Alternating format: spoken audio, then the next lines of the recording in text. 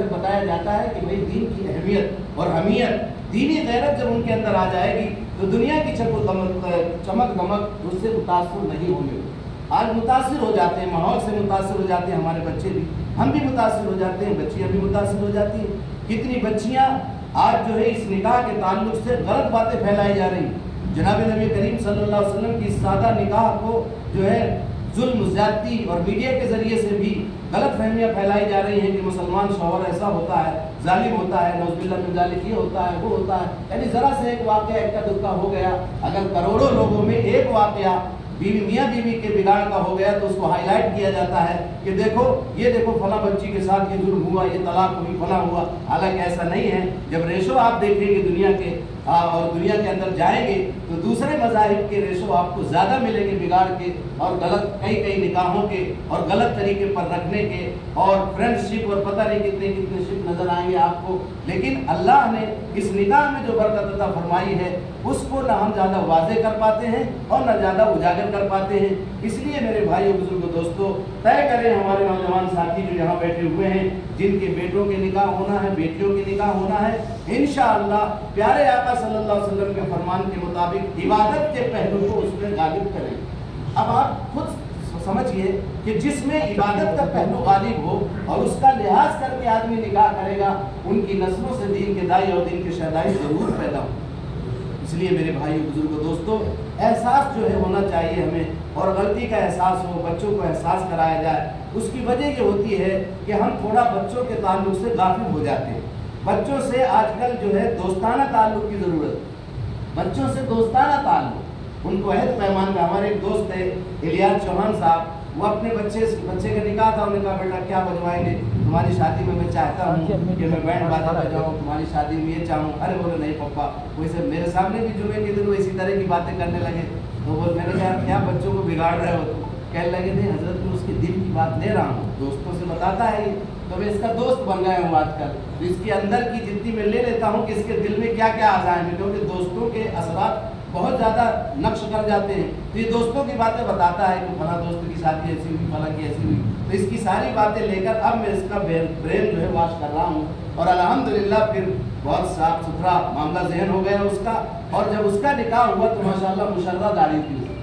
اور اس کا نکاح اپنے بھی پڑھانے کا موقع ملا، مسجد میں نکاح ہوا۔ تو اس لیے آج کل تھوڑی سی کمی ہماری ماں باپ کی بھی ہے کہ ہم تھوڑا سا ان سے دور رہتے ہیں، یا مطلب بات چیت کم کرتے ہیں، ان سے قریب کم ہوتے ہیں، یا کوئی بھی بات ہو گئی تو ڈانٹنا شروع کرتے ہیں کہ ڈانٹنا اس کا علاج ہے، ڈانٹنا اس کا علاج نہیں۔ پیارے آقا جناب محمد رسول اللہ صلی اللہ علیہ وسلم نے فرمایا کہ رحم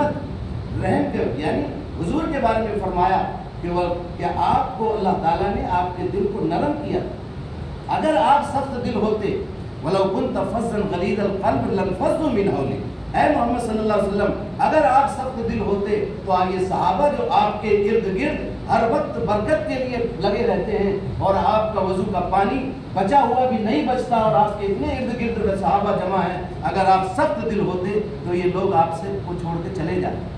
صحابہ جیسے عقیدت مند قیامت تک کوئی صحابہ سے زیادہ محبت کرنے والا حضور کا کوئی پیدا نہیں ہوا ہے۔ جب ان کے بارے میں اللہ یہ فرما رہا ہے، اور اللہ سے زیادہ جانکار کوئی اللہ ہی علیم ذات صدور ہے، اس لیے والدین کی بھی ذمہ داری ہے کہ اپنے بچے اور بچیوں سے جب ہم بات کو شیئر نہیں کرتے ہیں، بچیوں سے، نوجوان بچیاں ہیں جو کالج میں پڑھ رہی ہیں، جو باہر جا رہی ہیں، ان سے بھی دوستانہ تعلق اختیار کیجیے۔ ماؤں کو کہیے ڈانٹ ڈپٹ کے نہیں، ان سے بہت بالکل سہیلی بن جائے، اور ان کے ساتھ کھانا پینا، بیٹھنا اٹھنا، ان کے ساتھ وقت دیا جائے۔ آج یہ موبائل جو ہے، موبائل نے ماں باپ کو بھی دور کر دیا اور بچوں کو بھی دور کر دیا۔ ہر ایک کے پاس موبائل ہے، کالج سے آتے ہیں، بچیاں اپنا دیکھتی ہیں، بچے اپنا دیکھتے رہتے ہیں، کوئی کسی سے مطلب نہیں ہوتا۔